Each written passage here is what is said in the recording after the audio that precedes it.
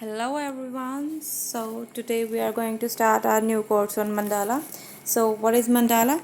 Mandala are basically geometrical shapes joined to make a design. This is a layman definition to make you all understand what is it.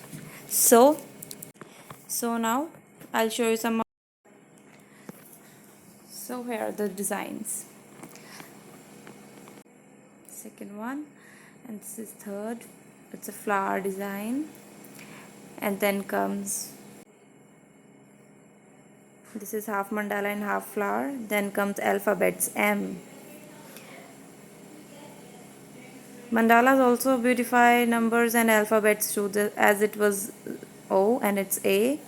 And now comes some colorful designs and again with a flower.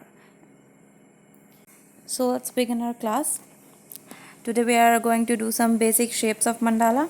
And remember, when you start learning mandala, practice on a grid paper or a maths notebook. A maths notebook helps you practice easily with the grids. So let's begin.